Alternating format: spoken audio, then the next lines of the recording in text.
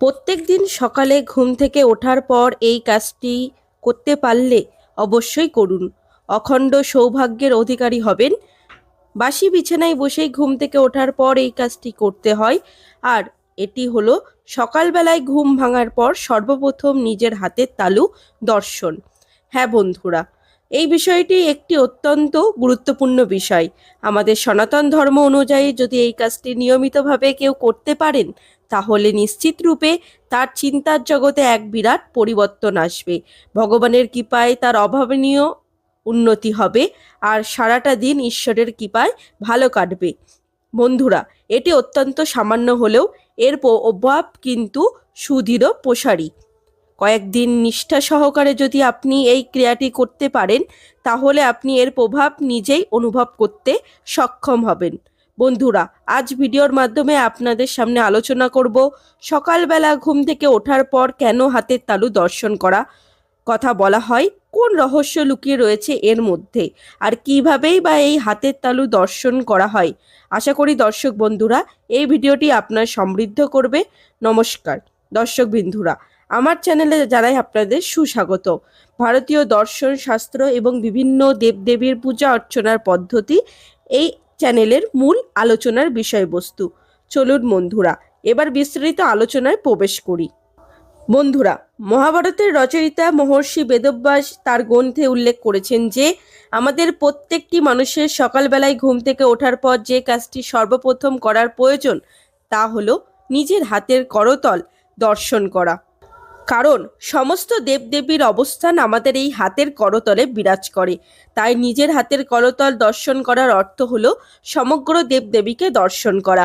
করতল দর্শন অত্যন্ত শুভ ফলদায়ক। শাস্ত্রে এই বিষয়ে উল্লেখ করা হয়েছে, করাগ্গে বসতি লক্ষ্মী করম মধ্যে সরস্বতী করমূলে স্থিত গরুত গোবিন্দম প্রভাতে দর্শনম। অর্থাৎ বন্ধুরা, হাতের তালুর একদম ওপরে অবস্থান করছে স্বয়ং মা লক্ষ্মী, হাতের তালুর মাঝখানে অবস্থান করছেন দেবী সরস্বতী, আর একেবারে নিচে অর্থাৎ করমূলে অবস্থান করছে মা গৌরী, এবং সমগ্র করতলে মধ্যভাগে রয়েছেন স্বয়ং শ্রীকৃষ্ণ। তাই হাতের তালু দর্শন করার অর্থ হলো সমগ্র দেব দেবীকে দর্শন করা। এই কারণেই বন্ধুরা, সনাতন ধর্মে বারবার এই বিষয়টির উল্লেখ করা হয়েছে যে সকালবেলা ঘুম থেকে ওঠার পর অতি অবশ্যই নিজের হাতের তালু করতল দর্শন করা প্রয়োজন।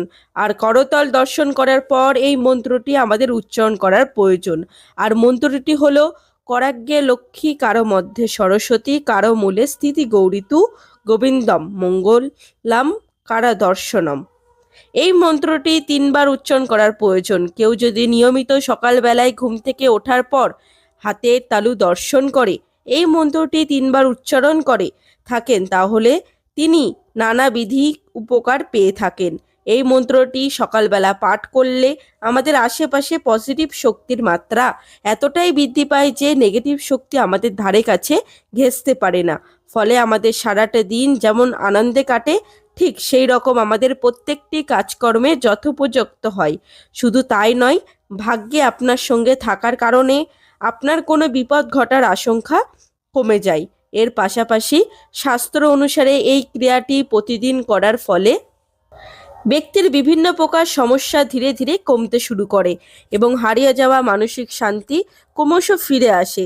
বন্ধুরা, শিক্ষার্থীদের জন্য এটি অত্যন্ত কার্যকারী প্রভাব ফেলে। যদি নিয়মিত কোনো শিক্ষার্থী এটি করে থাকেন, তাহলে তার মনোসংযোগ যেমন বৃদ্ধি পায়, ঠিক তেমনি পড়াশোনার সময় বাধা দুর্ভোগ হয়। শিক্ষার্থীর স্মৃতিশক্তি ক্রমশ বৃদ্ধি পায় এবং তাদের মধ্যে সৃজনশীলতার বিকাশ ঘটে। বন্ধুরা, এই মন্ত্রটির মাধ্যমে একই সঙ্গে যেহেতু দেবী লক্ষ্মী, সরস্বতী এবং মা দুর্গার বন্দনা করা হয়, তাই এই 3 শক্তির কৃপায় ব্যক্তির আর্থিক, বৈদিক এবং শারীরিক সকল প্রকার সমস্যা দূরীকরণ হয়। আর যেহেতু সর্বশেষ এই মন্ত্র দ্বারা আমাদের পালনকর্তা ভগবান শ্রী হরি অর্থাৎ শ্রীকৃষ্ণের বন্দনা করা হয়, সেই কারণে এই মন্ত্র উচ্চারণের মাধ্যমে ব্যক্তির সার্বিক কল্যাণ হয়। বন্ধুরা, বৈজ্ঞানিক দৃষ্টিভঙ্গিতেও এই প্রক্রিয়ার যথেষ্ট গুরুত্ব রয়েছে। এই বিষয়ে পরীক্ষিত সত্য যে কোনো ব্যক্তি ঘুম ভাঙার পর তৎক্ষণাৎ যদি উঠে পড়ে এবং তিনি যদি সেই সময় খাট থেকে নেমে পড়েন তাহলে তার শরীরের ওপর এক বড় প্রভাব পড়ে। আর এই বিষয়টি যদি কারোর সাথে প্রায় ঘটতে থাকে তাহলে তার হার্টের ওপর নিয়মিত চাপ সৃষ্টি হয়। এর ফলে হৃৎপিণ্ডের মারাত্মক ক্ষতি হওয়ার আশঙ্কা বাড়ে। এই কারণে বর্তমানে বিভিন্ন ডাক্তার এবং মনোবিজ্ঞানীরা পরামর্শ দিয়েছেন যে ঘুম ভাঙার পর সঙ্গে সঙ্গে কখনো কিন্তু উঠে পড়া উচিত নয়, বরং ঘুম ভাঙার পর ধীরে ধীরে কিছুক্ষণ বিছানায় বসে থাকার প্রয়োজন।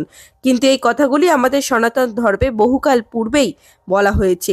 আধ্যাত্মিক দিক থেকে এই বিষয়টি গুরুত্বপূর্ণ প্রসঙ্গে বলা হয়েছে যে সকালবেলায় ঘুম থেকে ওঠার পর কোনো ব্যক্তি ঈশ্বর চেতনায় নিজেকে নিয়োজিত করেন এবং সেই পরম শক্তির উদ্দেশ্যে যদি কিছুক্ষণ প্রার্থনা করেন তাহলে তার মন সর্বদাই ভগবান চিন্তায় আবৃত থাকে এবং সৎ কাজে প্রেরণা লাভ করে।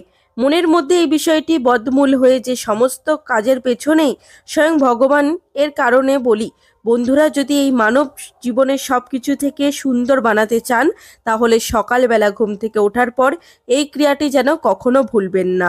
আশা করি দর্শক বিন্দুরা এই ভিডিওটি থেকে আপনি কিছু শিখতে পেরেছেন।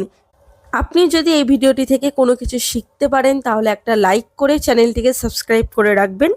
আর এই প্রসঙ্গে যদি কোনো প্রশ্ন থাকে তাহলে আমাকে কমেন্টে জানাবেন, আমি আপনাদের সেই সম্বন্ধিত উত্তর দেওয়ার চেষ্টা করব। দেখা হচ্ছে তাহলে আবার একটি নতুন ভিডিওতে। ভালো থাকবেন, সুস্থ থাকবেন। ধন্যবাদ।